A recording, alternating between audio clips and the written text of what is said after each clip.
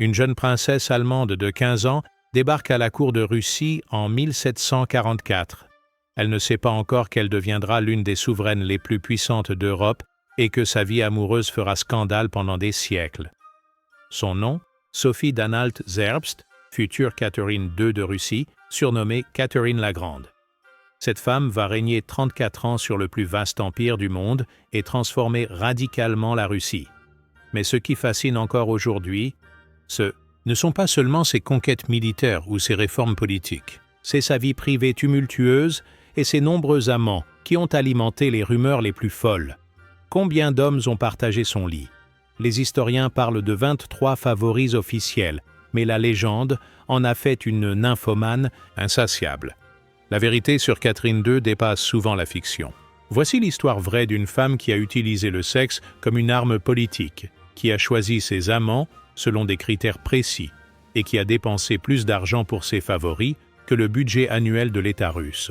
Une histoire de pouvoir, de passion et de calcul politique qui révèle comment une Allemande sans fortune est devenue la femme la plus influente de son époque.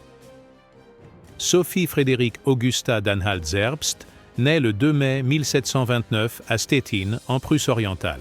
Sa famille appartient à la petite noblesse allemande, respectable mais sans fortune. Son père, Christian Auguste d'Anhalt-Zerbst, sert comme général dans l'armée prussienne de Frédéric le Grand.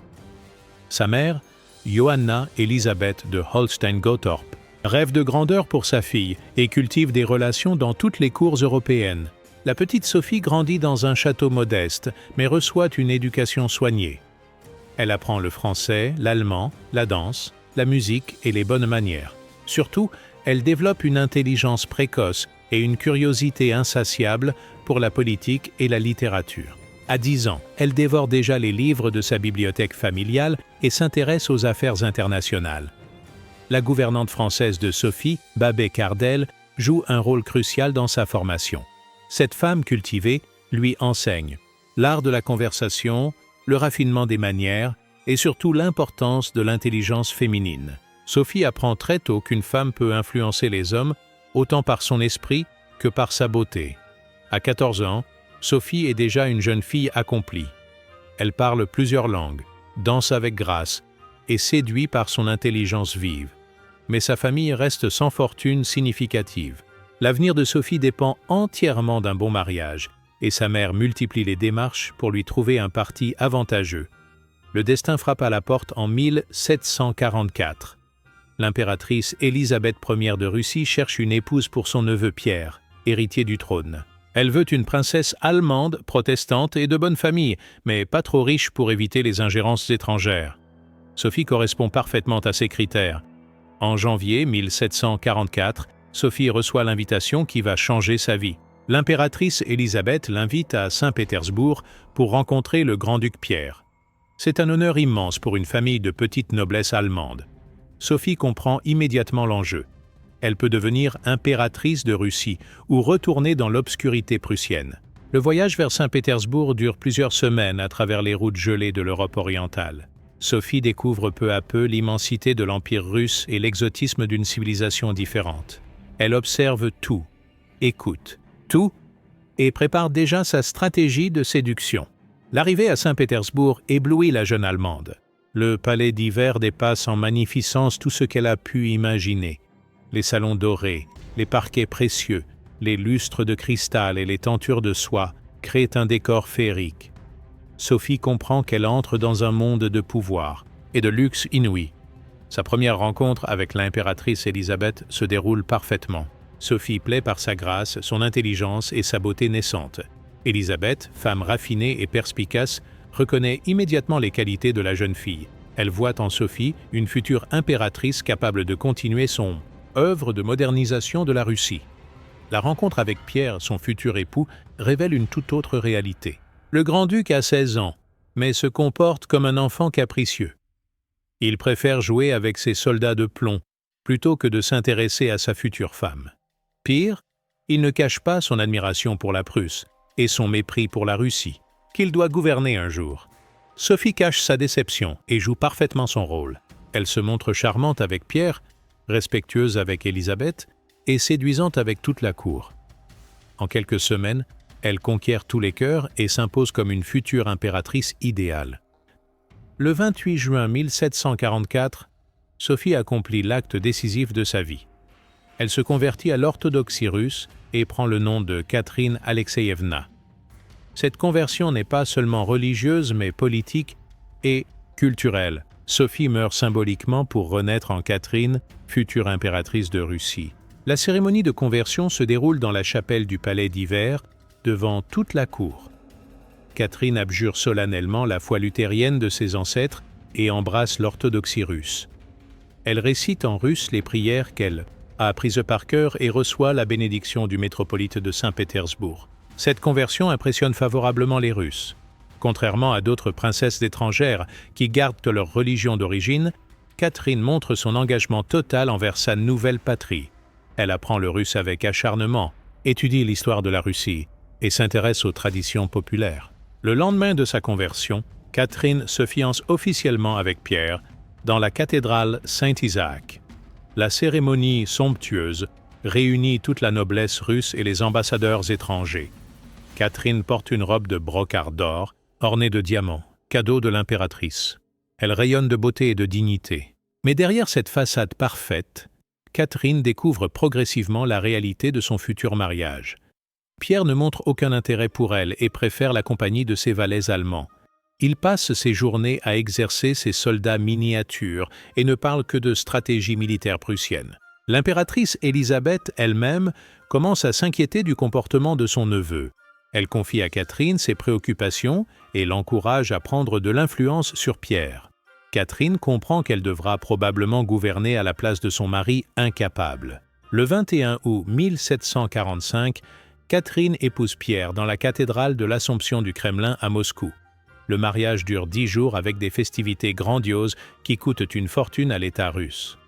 Catherine porte une robe de satin blanc brodée de perles et de diamants. Elle est magnifique et semble heureuse, mais cette apparence cache une réalité dramatique.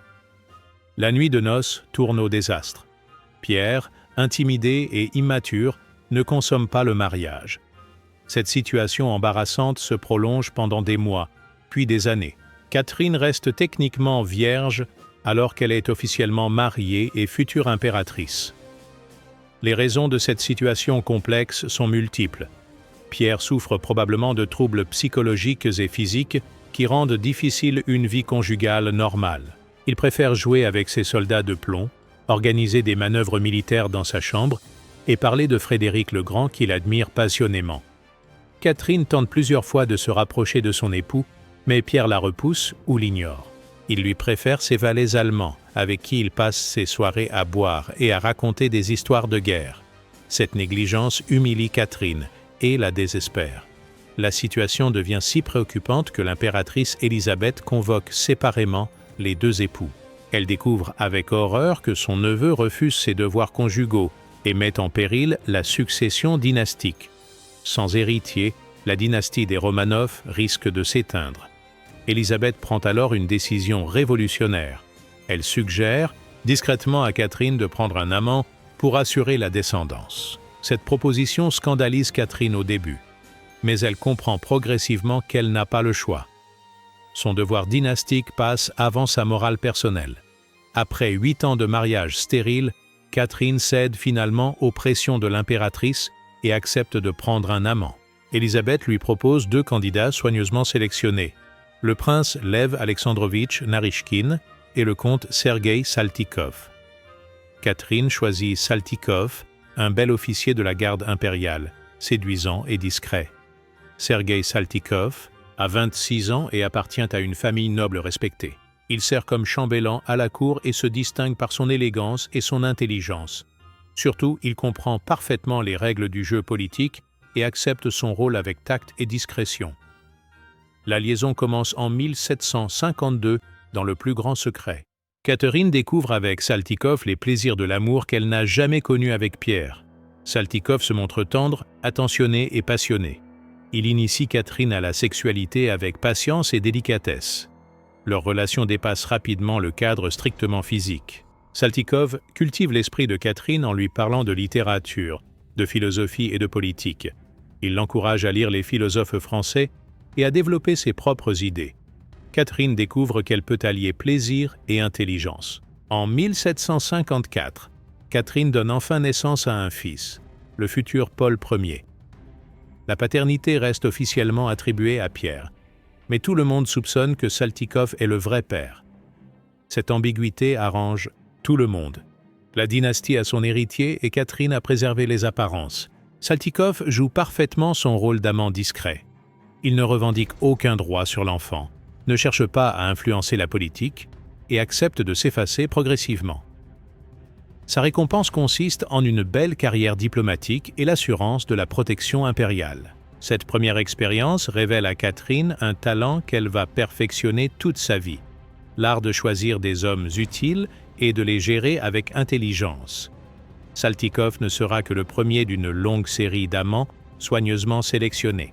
Après Saltykov, Catherine tombe sous le charme de Stanislas Poniatowski, un jeune noble polonais de 23 ans, arrivé à Saint-Pétersbourg comme secrétaire d'ambassade. Poniatowski séduit Catherine par son intelligence brillante, sa culture encyclopédique et sa conversation raffinée. Stanislas appartient à une grande famille polonaise, mais manque de fortune personnelle. Il espère faire carrière dans la diplomatie et voit en Catherine une protectrice influente. Leur relation commence en 1755 et dure 3 ans, marquée par une complicité intellectuelle exceptionnelle. Poniatowski initie Catherine aux idées des Lumières. Il lui fait découvrir Voltaire, Diderot, Montesquieu et Rousseau. Ensemble, ils discutent de politique, de réformes sociales et de philosophie. Catherine développe avec lui sa vision d'un despotisme éclairé, adapté à la Russie.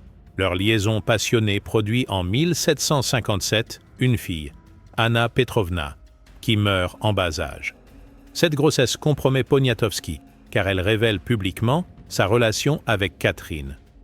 L'impératrice Élisabeth, inquiète des complications diplomatiques, exige le départ du jeune Polonais. Poniatowski quitte la Russie en 1758 avec la promesse secrète de Catherine qu'elle ne l'oubliera pas. Cette promesse sera tenue. En 1764, devenue impératrice, Catherine fera élire Poniatowski roi de Pologne sous le nom de Stanislas II Auguste. C'est sa première grande manipulation politique par l'intermédiaire d'un ancien amant. La relation avec Poniatowski marque une évolution dans la stratégie amoureuse de Catherine. Elle ne se contente plus de prendre des amants pour assurer la descendance ou satisfaire ses sens. Elle cherche des hommes capables de l'enrichir intellectuellement et de l'aider politiquement. En 1759, Catherine rencontre l'homme qui va changer sa vie. Grigori Orlov, un officier de la garde impériale de 25 ans, beau comme un dieu grec et courageux comme un lion. Orlov appartient à une famille militaire influente avec ses 4 frères, tous officiers dans l'armée russe. Grigori se distingue par son physique impressionnant et son charisme naturel. Il mesure plus d'1,80 m, a des épaules larges, des yeux bleus perçants et un sourire irrésistible. Sa réputation de bravoure au combat et ses exploits amoureux en font l'un des hommes les plus convoités de Saint-Pétersbourg. Catherine tombe immédiatement sous le charme d'Orlov. Pour la première fois, elle rencontre un homme qui l'égale en force de caractère et en ambition. Orlov ne se contente pas de la séduire, il l'impressionne par sa personnalité dominatrice et ses idées politiques audacieuses. Leur liaison commence discrètement mais devient rapidement passionnelle. Orlov éveille chez Catherine une sensualité qu'elle n'a jamais connue. Il l'initie au plaisir raffiné de l'amour et lui donne une confiance en elle qu'elle n'avait pas auparavant. Mais Orlov apporte surtout à Catherine un réseau politique précieux. Ses frères Alexei, Fédor, Ivan et Vladimir occupent des postes importants dans l'armée et entretiennent des relations dans tous les régiments. Catherine comprend qu'avec les Orlov, elle dispose d'un instrument de pouvoir redoutable. En 1762, quand la situation politique se dégrade, Orlov propose à Catherine de renverser Pierre III par un coup d'État militaire. Cette proposition révèle l'ambition d'Orlov et sa confiance dans les capacités de Catherine. Il ne se contente pas d'être son amant, il veut faire d'elle une impératrice. Le 5 janvier 1762, l'impératrice Élisabeth meurt après un règne de 20 ans. Pierre monte sur le trône sous le nom de Pierre III et révèle immédiatement son incapacité à gouverner. En 6 mois, il multiplie les décisions catastrophiques qui révoltent la noblesse, l'armée et l'Église. Pierre impose à l'armée russe l'uniforme prussien, retire la Russie de la guerre contre la Prusse au moment de la victoire et prépare une alliance avec Frédéric le Grand contre l'Autriche. Ces mesures pro-prussiennes scandalisent l'opinion publique russe qui considère la Prusse comme l'ennemi héréditaire. Plus grave encore, Pierre annonce la confiscation des biens de l'Église orthodoxe et la transformation des popes en fonctionnaires salariés. Cette mesure provoque la colère du clergé et des croyants. Pierre semble vouloir détruire toutes les traditions russes pour imposer des réformes à la prussienne. Catherine observe cette débâcle avec un mélange d'inquiétude et d'espoir. Pierre menace ouvertement de la répudier et de l'enfermer dans un couvent pour épouser sa maîtresse, Élisabeth Vorontsova.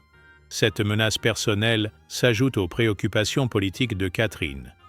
Grigori Orlov et ses frères préparent minutieusement le coup d'État. Ils corrompent les officiers des régiments de la garde, organisent un réseau de conspirateurs et attendent le moment propice pour agir. Catherine hésite longtemps avant de donner son accord final. Le 28 juin 1762, les événements se précipitent. Pierre quitte Saint-Pétersbourg pour sa résidence de Peterhof, laissant la capitale sans protection. Orlov décide que le moment est venu. Au petit matin, il fait arrêter plusieurs partisans de Pierre et mobilise ses régiments. Catherine, prévenue par un message urgent, quitte discrètement Peterhof et se rend à Saint-Pétersbourg. En chemin, elle rencontre les troupes d'Orlov qui l'acclament comme impératrice. Les soldats retirent leurs uniformes prussiens et reprennent leurs anciens drapeaux russes. L'arrivée de Catherine à Saint-Pétersbourg provoque un enthousiasme général. La noblesse, le clergé et l'armée se rallient massivement à elle. En quelques heures, Pierre III se retrouve complètement isolé.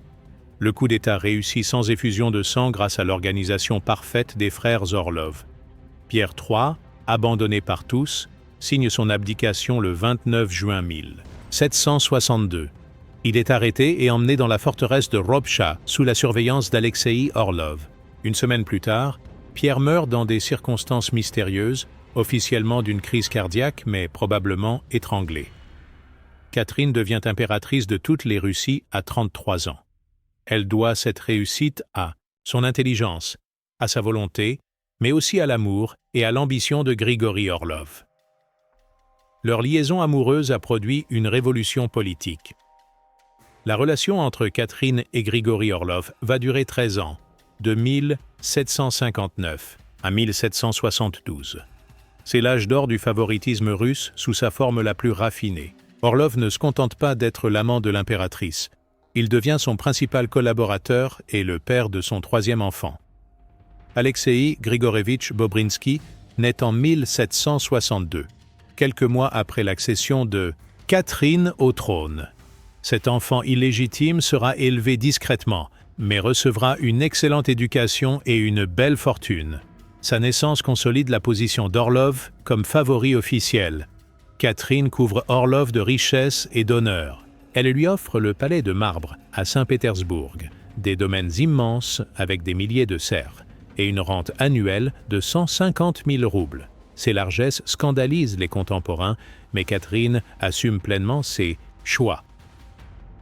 Orlov mérite ses récompenses par ses services. Il ne se contente pas de réchauffer le lit impérial. Il organise les fêtes de la cour, négocie avec les ambassadeurs étrangers et dirige des expéditions militaires. En 1771, il combat héroïquement la peste qui ravage Moscou et rétablit l'ordre dans la ville. Mais Orlov apporte surtout à Catherine un réseau politique précieux. Ses frères occupent des postes clés dans l'armée et l'administration. Cette famille forme une véritable dynastie de serviteurs fidèles qui protègent le trône de Catherine contre tous les complots. La position d'Orlov semble inébranlable vers 1770. Il a 40 ans, reste séduisant et jouit d'une influence considérable. Catherine l'a fait comte et grand maître de l'artillerie. Il possède des palais, des terres et des titres qui le placent au sommet de la noblesse russe. Pourtant, des signes de lassitude apparaissent progressivement. Orlov vieillit et devient arrogant. il ose critiquer certaines décisions de Catherine et revendique un rôle politique plus important. Cette insubordination inquiète l'impératrice qui n'accepte aucune remise en cause de son autorité. En 1772, Catherine prend une décision brutale. Elle rompt avec Orlov et lui notifie sa disgrâce. Le favori tout-puissant devient un simple particulier du jour au lendemain. Cette chute spectaculaire montre que Catherine ne tolère aucune prétention de ses amants à partager son pouvoir. Pour remplacer Orlov, Catherine choisit Alexandre Vassiltchikov, un jeune homme de 26 ans, beau mais sans grande intelligence ni ambition. Cette sélection révèle la stratégie de Catherine. Après 13 ans avec un favori influent, elle veut un amant purement décoratif. Vassiltchikov appartient à une famille noble respectable, mais sans fortune particulière. Il sert comme lieutenant dans les gardes du corps et se distingue uniquement par sa beauté physique. Catherine l'a remarqué lors d'une parade militaire et l'a fait venir dans ses appartements. Cette liaison de transition dure 2 ans, de 1772 à 1774. Vassiltchikov reçoit les privilèges habituels du favori. Un appartement au palais, 100 000 roubles par an et l'accès quotidien à l'impératrice. Mais il n'obtient aucune influence politique réelle. Catherine utilise Vassiltchikov pour ses besoins physiques tout en gardant le contrôle total de la politique. Elle gouverne seule, prend toutes les décisions importantes et ne consulte son favori que pour des questions de protocole ou d'organisation des fêtes. Cette période révèle l'évolution de Catherine vers la maturité politique. À 43 ans, elle maîtrise parfaitement l'art du pouvoir et n'a plus besoin de s'appuyer sur un homme fort. Elle peut se permettre un amant décoratif pourvu qu'il reste à sa place. Vassiltchikov accepte parfaitement cette situation. Il n'a ni l'intelligence ni l'ambition pour revendiquer un rôle politique. Il se contente de divertir l'impératrice, de l'accompagner au spectacle et de partager ses nuits. Cette simplicité repose Catherine après les complications d'Orlov. Mais cette tranquillité finit par lasser Catherine. Vassiltchikov manque de personnalité et de conversation. L'impératrice, femme brillante et cultivée, s'ennuie avec un amant trop simple. Elle commence à chercher un remplaçant plus stimulant intellectuellement. En 1774 apparaît l'homme qui va révolutionner la vie de Catherine. Grigori Potemkin, un officier de cavalerie de 35 ans, laid mais génial, borgne mais charismatique. Potemkin représente l'opposé absolu de Vassiltchikov. Laid au lieu de beau, mais d'une intelligence éblouissante. Potemkin a perdu son œil gauche dans une bagarre d'ivrogne, ce qui lui donne un visage inquiétant mais fascinant. Il mesure plus d'1,80 m, a des cheveux noirs ébouriffés et un regard perçant qui trouble tous ses interlocuteurs. Sa laideur physique contraste avec son charisme magnétique. Mais c'est l'intelligence de Potemkin qui séduit Catherine. Cet homme parle 6 langues, a étudié la théologie et les sciences et possède une culture encyclopédique. Il peut disserter aussi bien de philosophie que de stratégie militaire, de littérature que d'économie politique. Potemkin sert comme lieutenant-colonel dans un régiment de cavalerie, mais ses talents dépassent largement le cadre militaire. Il écrit des poèmes, compose de la musique et s'intéresse aux innovations techniques. Catherine découvre en lui un esprit universel digne de l'époque des Lumières. La rencontre entre Catherine et Potemkin produit un coup de foudre mutuel. Pour la première fois de sa vie, Catherine rencontre un homme qui l'égale en intelligence et la dépasse en culture. Potemkin trouve en Catherine une femme capable de comprendre ses idées et de les réaliser. Leur correspondance, conservée dans les archives, révèle une passion authentique rare chez les souverains. Catherine écrit à Potemkin « Mon cœur, je t'aime plus que ma propre vie ». Potemkin répond « Matouchka, tu es mon univers et ma raison d'être ». Ces mots dépassent la simple galanterie de cour. En 1774, Catherine chasse brutalement Vassiltchikov et installe Potemkin comme favori officiel. Cette décision marque un tournant dans sa vie personnelle et politique. Avec Potemkin, Catherine ne prend pas seulement un amant, mais un associé capable de partager ses responsabilités. La relation entre Catherine et Potemkin dépasse tous les précédents par son intensité et sa durée. Leur liaison physique ne dure que 2 ans, de 1774 à 1776, mais leur complicité politique continue jusqu'à la mort de Potemkin en 1791. Cette longévité exceptionnelle révèle la nature unique de leur relation. Certains historiens pensent que Catherine et Potemkin se sont secrètement mariés en 1774. Cette hypothèse expliquerait l'intimité exceptionnelle de leur correspondance et l'influence considérable de Potemkin. Catherine l'appelle « mon mari » et « mon époux » dans ses lettres privées. Potemkin obtient plus de pouvoir qu'aucun favori avant lui. Catherine le nomme gouverneur général de la Nouvelle-Russie, c'est-à-dire de tous les territoires conquis au sud de l'Ukraine. Il règne sur un domaine grand comme la France avec une autonomie quasi totale. Les talents de Potemkin se révèlent dans ce poste. Il organise la conquête de la Crimée, fonde des villes nouvelles comme Kherson et Sébastopol et développe l'agriculture et le commerce de la région. Son administration transforme des steppes désertes en provinces prospères. Militairement, Potemkin dirige les campagnes contre l'Empire ottoman avec un génie tactique remarquable. Il modernise l'armée russe, améliore l'armement et la logistique et remporte des victoires décisives. La Crimée, conquise en 1783, devient russe pour toujours. Politiquement, Potemkin sert de ministre des Affaires étrangères, officieux. Il négocie avec les ambassadeurs, élabore la stratégie diplomatique russe et représente Catherine dans les conférences internationales. Son influence dépasse celle de tous les ministres officiels. Culturellement, Potemkin partage la passion de Catherine pour les arts et les lettres. Il collectionne les œuvres d'art, protège les écrivains et les musiciens et organise des fêtes somptueuses. Le palais tauride qu'il fait construire à Saint-Pétersbourg rivalise avec ceux de l'impératrice. Cette collaboration exceptionnelle entre Catherine et Potemkin transforme l'Empire russe. En 20 ans, ils agrandissent la Russie d'un tiers, créent une marine de guerre en mer Noire et font de leur pays une grande puissance européenne. Leur amour produit une révolution géopolitique.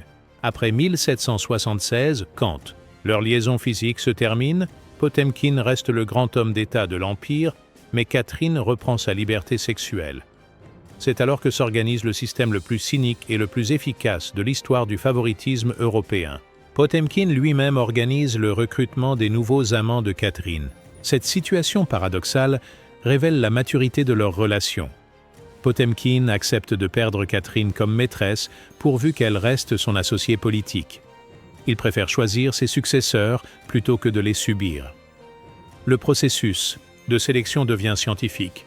Potemkin repère d'abord de jeunes officiers répondant à des critères physiques précis. Taille élevée, belle prestance, visage harmonieux et santé robuste. L'âge idéal se situe entre 20 et 30 ans. Ensuite, un médecin examine discrètement les candidats pour vérifier leur santé et leur capacité sexuelle. Cette procédure garantit que Catherine ne prendra pas de maladie vénérienne et que ses besoins physiques seront satisfaits. L'aspect médical du favoritisme devient prioritaire. Puis, la comtesse Bruce, dame de compagnie de Catherine, teste la culture et les manières des candidats. Elle vérifie qu'ils savent parler français, danser correctement et tenir une conversation raffinée. Un favori doit pouvoir accompagner l'impératrice dans toutes les circonstances sociales. Enfin, Potemkin lui-même reçoit les candidats retenus pour un entretien final. Il juge leur intelligence, leur discrétion et leur capacité à comprendre les règles complexes de la cour. Seuls les hommes capables de satisfaire Catherine sans l'embarrasser politiquement passent cette dernière épreuve. Cette méthode garantit à Catherine des amants sains, beaux, intelligents et discrets. Le système fonctionne si bien qu'elle l'utilisera pendant 20 ans sans jamais rencontrer de problème grave. Chaque favori connaît ses droits et ses devoirs avant même de rencontrer l'impératrice. Les privilèges du favori sont codifiés comme un véritable contrat. Il reçoit un appartement somptueux au palais d'hiver, adjacent à celui de Catherine. Cet appartement comprend une chambre, un salon, un cabinet de travail et des logements pour ses domestiques. La décoration rivalise avec celle des princes. La rente annuelle s'élève à 100 000 roubles, somme considérable qui permet aux favoris de vivre dans le luxe. Cette rente s'ajoute aux cadeaux réguliers, bijoux, fourrures, chevaux et œuvres d'art. Catherine se montre d'une générosité princière envers ses amants. Le favori dîne quotidiennement avec l'impératrice dans ses appartements privés. Ces repas intimes permettent à Catherine de se détendre après les audiences officielles. Elle apprécie la conversation de ses amants et les consulte parfois sur des questions politiques mineures. Les obligations du favori sont également définies. Il doit être disponible jour et nuit pour l'impératrice, l'accompagner au spectacle et aux cérémonies, et surtout garder un silence absolu sur leur intimité. La moindre indiscrétion entraîne une disgrâce immédiate et définitive. La durée moyenne d'un favori est de 2 ans. Cette rotation régulière évite l'ennui et prévient les prétentions politiques. Catherine change d'amant avant qu'il ne prenne trop d'influence ou ne devienne trop familier. Elle garde ainsi le contrôle total de ses relations. Le premier favori sélectionné par ce système est Piotr Zawadzki, choisi en 1775. Cet homme de 36 ans, originaire d'Ukraine, séduit Catherine par son intelligence et sa culture. Zawadzki parle plusieurs langues, écrit des vers et s'intéresse aux sciences naturelles. Zawadzki a servi comme secrétaire de Potemkin avant d'être remarqué par Catherine. Cette origine révèle la stratégie de Potemkin. Il choisit des hommes qu'il connaît bien et sur qui il peut compter. Zawadzki ne trahira jamais les béatails secrets de sa protectrice. La liaison dure 2 ans, de 1775 à 1777. Zawadzki se révèle un amant attentionné et un compagnon agréable. Catherine apprécie sa conversation raffinée et ses connaissances étendues. Elle le consulte sur des questions littéraires et l'encourage à écrire. Zawadzki reçoit les récompenses habituelles. 1400 serfs, un palais à Saint-Pétersbourg et 120 000 roubles en cadeaux divers. Ces largesses lui permettent de vivre comme un grand seigneur et de constituer une fortune personnelle considérable. Quand Catherine se lasse de Zawadzki en 1777, elle le remercie avec élégance. Il reçoit une pension de retraite de 30 000 roubles par an et garde tous ses biens. Cette générosité encourage d'autres jeunes gens à briguer la faveur impériale. Zawadzki poursuit une brillante carrière après sa disgrâce amoureuse. Il devient ministre de l'instruction publique sous Alexandre Ier et fonde le système éducatif russe moderne. Son passage dans le lit de Catherine lui ouvre toutes les portes de l'administration. En 1777, Catherine choisit Semyon Zorik, un militaire serbe de 34 ans, héros des guerres contre l'Empire ottoman. Zorik représente le type du favori guerrier que Catherine affectionne, courageux, séduisant et marqué par les combats. Zorik a émigré de Serbie pour servir dans l'armée russe et s'est distingué dans toutes les campagnes. Il porte sur le visage les cicatrices de ses blessures, ce qui lui donne un charme romantique. Catherine apprécie ces hommes marqués par l'action et l'aventure. La liaison ne dure qu'1 an, de 1777 à 1778. Zorik manque de la culture nécessaire pour intéresser longtemps Catherine. Il parle mal le français, ignore la littérature et ne s'intéresse qu'aux questions militaires. Cette limitation intellectuelle lasse rapidement l'impératrice. Malgré la brièveté de leur relation, Catherine récompense généreusement Zorik. Elle lui donne un domaine de 4000 serfs en Biélorussie et le nomme gouverneur de la province de Tchernigov. Ces faveurs permettent à Zorik de finir sa carrière dans l'honneur. Zorik accepte sa disgrâce avec dignité et ne cherche jamais à revenir.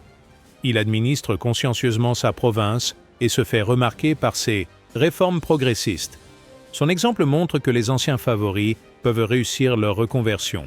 En 1778, Catherine succombe au charme d'Ivan Rimsky-Korsakov, un très bel homme de 24 ans, cousin éloigné du futur compositeur. Rimsky-Korsakov représente le type du favori purement décoratif, magnifique, mais sans grande intelligence. Rimsky-Korsakov sert comme officier dans les gardes du corps et se distingue uniquement par sa beauté physique exceptionnelle. Il a le visage d'un ange, des cheveux blonds, dorés et des yeux bleus d'une pureté saisissante. Sa prestance en uniforme fait l'admiration de toute la cour.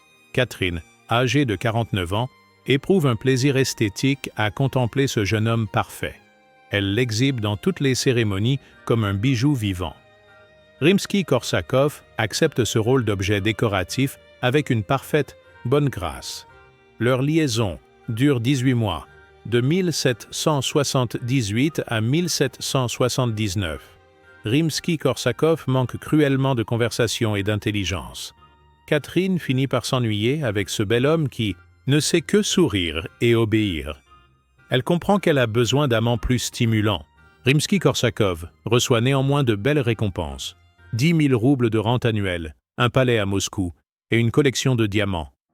Ces cadeaux lui permettent de épouser une riche héritière et de mener une vie confortable. Cette expérience enseigne à Catherine qu'elle ne peut se contenter de la beauté physique. Elle note dans son journal « Un bel homme sans esprit ressemble à une statue, plaisant à regarder, mais ennuyeux à vivre. » Cette leçon influencera ses choix suivants. En 1780, Catherine fait une rencontre qui bouleverse sa vie. Alexandre Lanskoï, un jeune garde de 25 ans qui combine beauté, intelligence et sensibilité artistique. Lanskoï représente l'idéal du favori, selon Catherine, beau, cultivé et capable d'évoluer. Lanskoï appartient à une famille noble de Smolensk, mais a reçu une éducation exceptionnelle. Il parle couramment le français, l'allemand et l'italien, joue du clavecin et s'intéresse à la peinture. Catherine découvre en lui un esprit raffiné, digne de la cour de Versailles. Leur relation dépasse rapidement le cadre habituel du favoritisme. Catherine s'attache sincèrement à Lanskoï et lui confie des responsabilités croissantes. Elle l'associe à ses projets artistiques, lui demande son avis sur les achats d'œuvres d'art et l'encourage à développer ses talents. Lanskoï révèle des capacités diplomatiques remarquables. Catherine l'envoie négocier avec les ambassadeurs étrangers et le charge de missions délicates. Il réussit si bien qu'elle envisage de l'épouser officiellement et de le faire couronner empereur. Cette idée révolutionnaire scandalise la cour et inquiète Potemkine. Un favori devenu empereur bouleverserait tous les équilibres politiques. Potemkine fait comprendre à Catherine que ce projet risque de provoquer une révolution nobiliaire. Lanskoï lui-même semble troublé par les projets de Catherine. Il comprend les dangers de sa situation et demande à l'impératrice de renoncer à ses plans. Cette sagesse politique révèle la maturité exceptionnelle du jeune homme. En 1784, Lanskoï tombe gravement malade. Catherine, affolée, fait venir tous les médecins de Saint-Pétersbourg. Elle veille personnellement son amant et refuse de s'éloigner de son chevet. Cette dévotion révèle la profondeur de ses sentiments. Lanskoï meurt le 2 juillet 1784, à l'âge de 26 ans. Catherine s'effondre et pleure pendant des semaines. Elle refuse de voir personne, néglige les affaires de l'État et sombre dans une dépression profonde. Cette douleur authentique montre qu'elle aimait vraiment Lanskoï. Les causes de cette mort mystérieuse alimentent les rumeurs. Certains accusent Potemkine d'avoir empoisonné Lanskoï par jalousie. D'autres parlent d'un excès d'aphrodisiaque ou d'une maladie vénérienne. La vérité ne sera jamais établie. La mort de Lanskoï marque une rupture dans la vie de Catherine. Pendant 2 ans, elle refuse de prendre un nouveau favori et se consacre entièrement au gouvernement. Cette période de veuvage volontaire révèle la sincérité de son deuil. Catherine fait ériger un mausolée à Lanskoï dans le parc de Tsarskoïe Selo. Ce monument, orné d'une inscription touchante, témoigne de ses sentiments durables. Elle y fait graver « À la mémoire de mon bien-aimé ami dont la bonté égalait la beauté ». Progressivement, Catherine reprend goût à la vie. Elle se lance dans de grands projets architecturaux, correspond avec Voltaire et Diderot, et prépare de nouvelles réformes. Cette renaissance intellectuelle prépare son retour au plaisir de l'amour. En 1785, Catherine décide de reprendre un favori. Elle a 56 ans et comprend que la solitude ne lui convient pas. Potemkine, inquiet de la dépression de l'impératrice, l'encourage à retrouver une vie amoureuse normale. Catherine choisit Alexandre Ermolov, un jeune militaire de 26 ans, intelligent et respectueux. Ermolov ne ressemble pas à Lanskoï, mais possède des qualités solides: culture, discrétion et loyauté. Catherine cherche maintenant la stabilité plutôt que la passion. Ermolov a servi dans l'armée de Potemkin et s'est distingué par son sérieux et sa compétence. Il parle bien le français, s'intéresse à l'histoire et comprend parfaitement les règles de la cour. Son profil correspond exactement aux besoins de Catherine. Leur liaison dure 4 ans, de 1785 à 1789, plus longtemps que la plupart des précédentes. Ermolov se révèle un compagnon agréable et fiable. Il ne cherche pas à influencer la politique, mais apporte à Catherine la paix sentimentale dont elle a besoin. Catherine traverse avec Ermolov une période sereine de son règne. Elle réforme l'administration provinciale, développe l'éducation et encourage les arts. Cette stabilité personnelle favorise l'épanouissement de ses talents de souveraine. Ermolov reçoit les récompenses habituelles, mais sans excès. Catherine, vieillie et assagie, ne prodigue plus les largesses inconsidérées de sa jeunesse. Elle reste généreuse, mais mesure mieux ses dépenses. En 1789, Catherine commence à se lasser d'Ermolov. Elle le trouve prévisible et manquant de fantaisie. À 60 ans, l'impératrice garde un besoin de nouveauté et d'excitation que la sagesse d'Ermolov ne peut satisfaire. En 1789, Catherine fait un choix qui scandalise toute l'Europe. Elle prend pour favori Platon Zubov, un jeune garde de 22 ans. Catherine a 60 ans, soit 38 ans de plus que son amant. Cette différence d'âge choque même une époque habituée aux excès. Zubov ne ressemble à aucun de ses prédécesseurs. Beau mais arrogant, intelligent mais cynique, il manipule Catherine avec un art consommé. Il comprend immédiatement qu'il peut profiter de l'âge de l'impératrice pour obtenir une influence exceptionnelle. Zubov appartient à une famille noble de Saratov, mais sans fortune particulière. Il a reçu une bonne éducation, parle plusieurs langues et possède une culture étendue. Ses talents réels justifient partiellement l'engouement de Catherine. Pour la première fois, un favori ose critiquer ouvertement les décisions de l'impératrice. Zubov donne son avis sur tout, contredit Catherine en public et impose ses vues avec une audace inouïe. L'impératrice, amoureuse comme une adolescente, accepte ses humiliations. Cette soumission de Catherine à Zubov stupéfie la cour. Les courtisans, voyant leur souveraine absolue, obéir à un jeune homme qui pourrait être son petit-fils. Cette situation dégrade l'image de l'impératrice et affaiblit son autorité. Zubov obtient plus de pouvoir qu'aucun favori avant lui. Après la mort de Potemkin en 1791, Catherine lui confie la direction de la politique étrangère. Zubov négocie avec les ambassadeurs, élabore les traités et influence les décisions diplomatiques.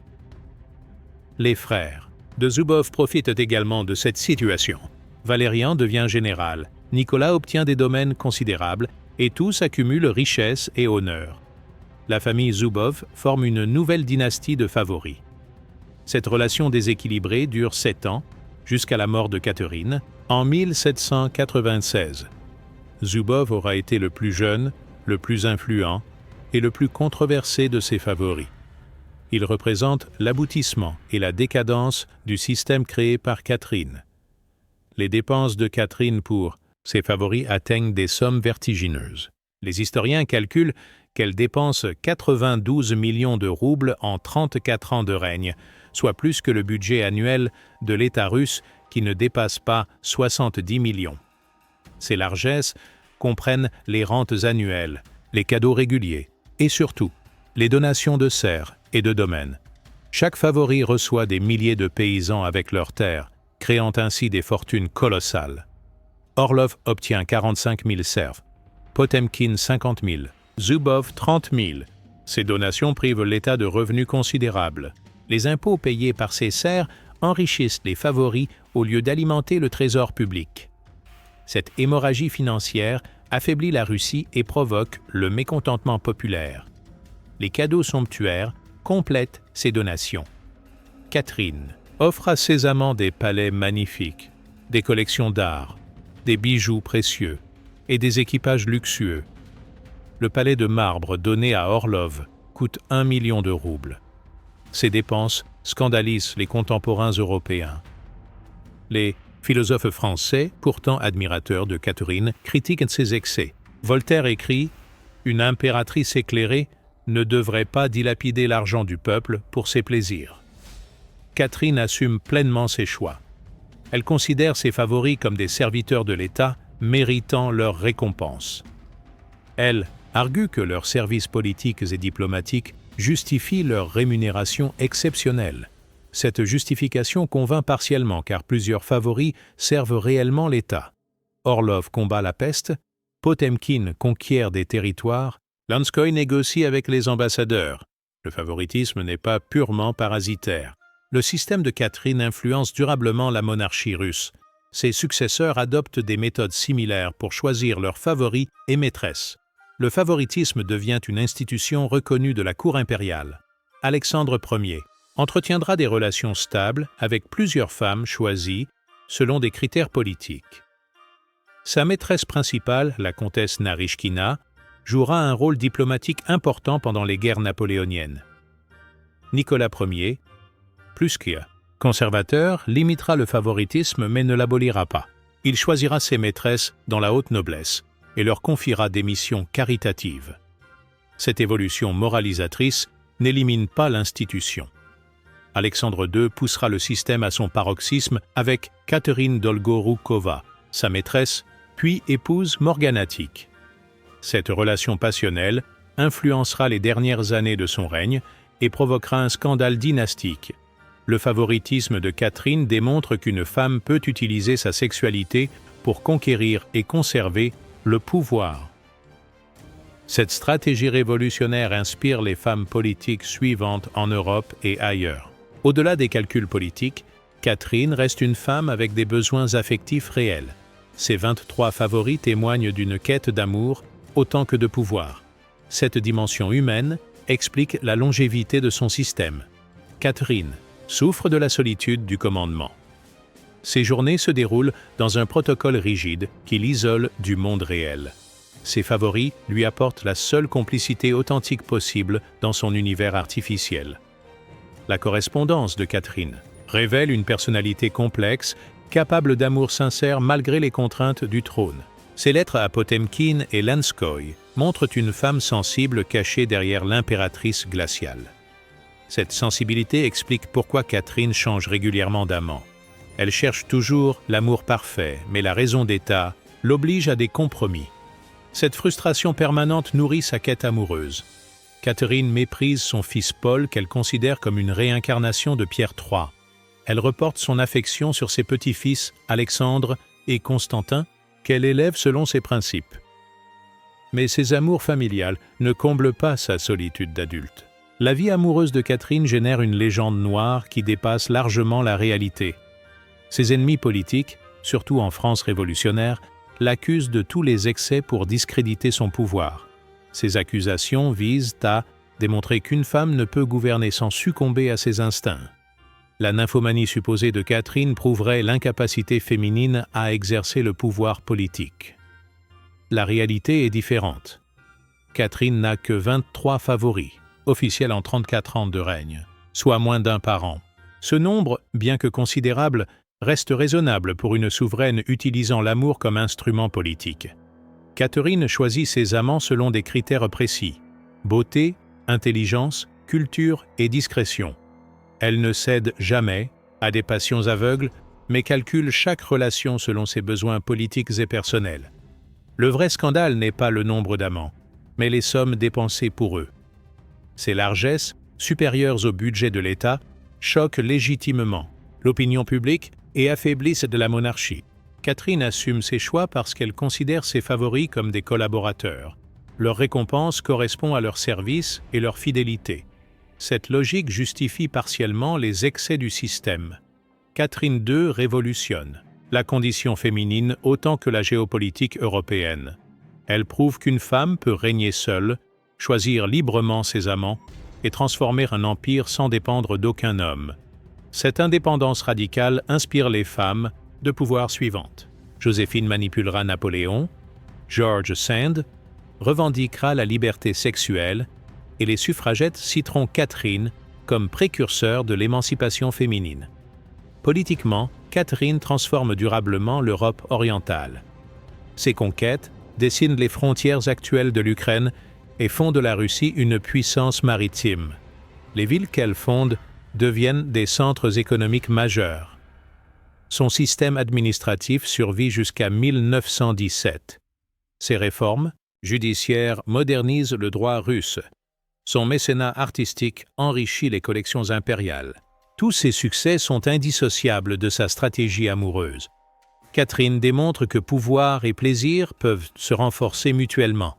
Ses amants ne l'affaiblissent pas, mais la consolident en lui apportant alliance, information et services. Cette synthèse reste unique dans l'histoire.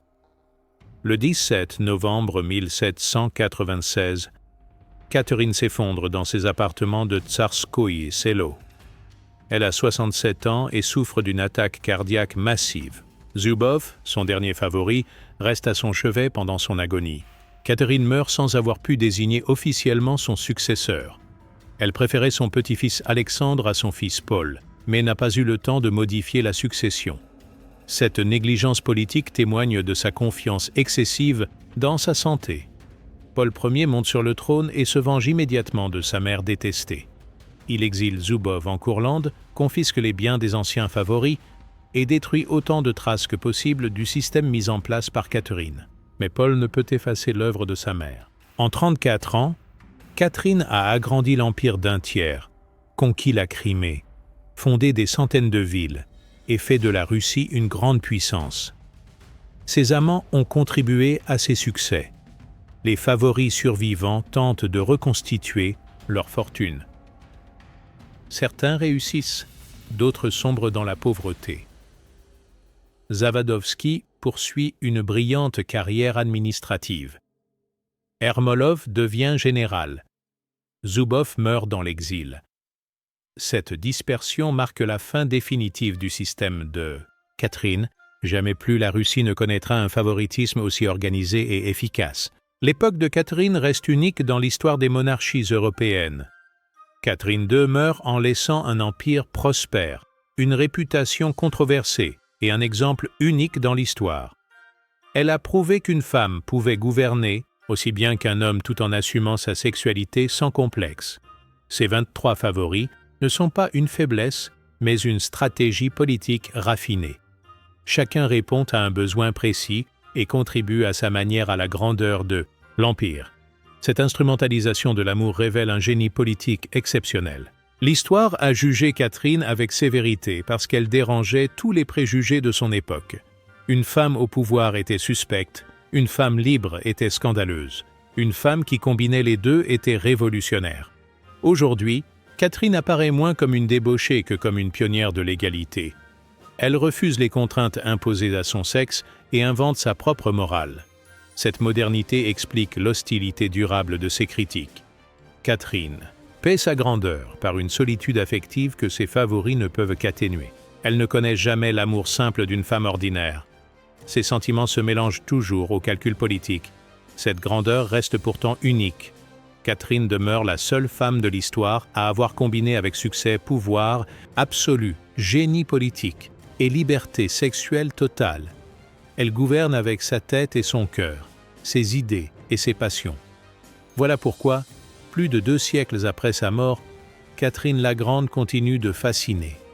Elle incarne le rêve éternel d'une humanité réconciliant pouvoir et plaisir, réussite publique et épanouissement privé. Sa vie prouve que cette réconciliation est possible, même au prix de tous les scandales du monde. Son exemple inspire encore les femmes d'aujourd'hui qui refusent de choisir entre carrière et amour, entre ambition et séduction. Catherine démontre que la féminité peut être une force plutôt qu'une faiblesse, un atout plutôt qu'un handicap. Cette leçon dépasse son époque et garde toute sa pertinence. Dans un monde où les femmes de pouvoir restent de minoritaires et critiquées, Catherine II rappelle qu'une femme peut tout réussir si elle a le courage d'assumer ses choix et la force de les imposer. L'impératrice de toutes les Russies reste ainsi l'impératrice de tous les rêves féminins, libre, puissante et heureuse selon ses propres termes. Cette réussite totale fait de Catherine II la plus grande femme de l'histoire européenne et l'éternelle inspiratrice de celles qui refusent les limites imposées à leur sexe.